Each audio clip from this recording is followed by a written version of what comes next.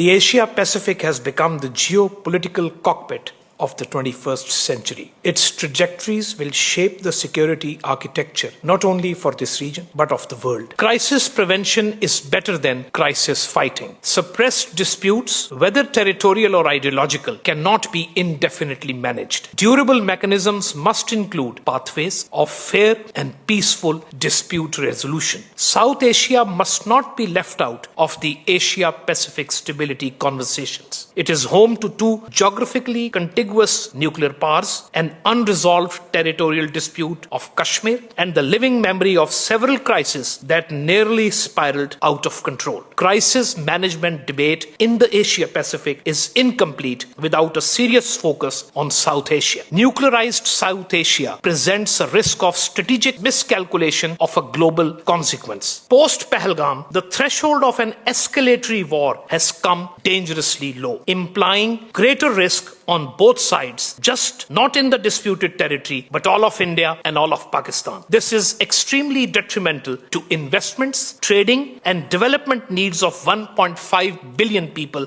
of both countries. Given the Indian policies and polity's extremist mindset, absence of a crisis management mechanism may not give enough time to the global powers to intervene and effect cessation of hostilities. They will be probably too late to avert damage and destruction. The weaponization of water by holding Indus Water Treaty in abeyance is in total defiance of the international laws, since it is an existential threat for the people of Pakistan. If there is any effort to stop, divert, or delay the Pakistan's share of water, as clearly spelled out by our National Security Committee, it could be considered as an act of war. India, in violation of the UN Charter, carried out illegal and unjustified air and missile strikes targeting civilian infrastructure, including the places of worship, resulting into the loss of innocent civilian lives, including women and children. Pakistan desires a peaceful coexistence with India based on mutual respect, sovereign equality, and most importantly, dignity and honor. We need to re-energize and strengthen existing bilateral, regional, and multilateral frameworks. It has become imperative to move beyond conflict management towards conflict resolution. This will ensure sustainable peace and an assured crisis management. For an enduring peace in South Asia, an early resolution of Kashmir in line with the UN Security Council resolutions and as per the aspirations of people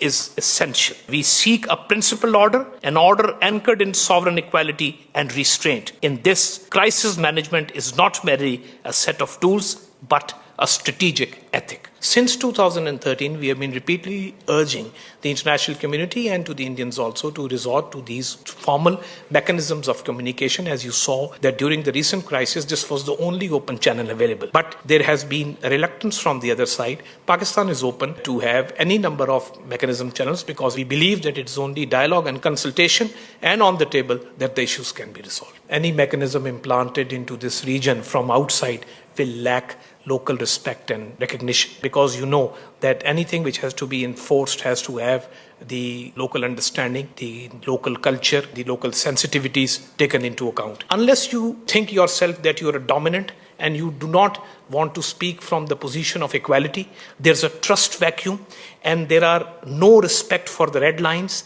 there are systemic asymmetries, then I think the crisis management is of no use. The core that resides between Pakistan and India is Kashmir.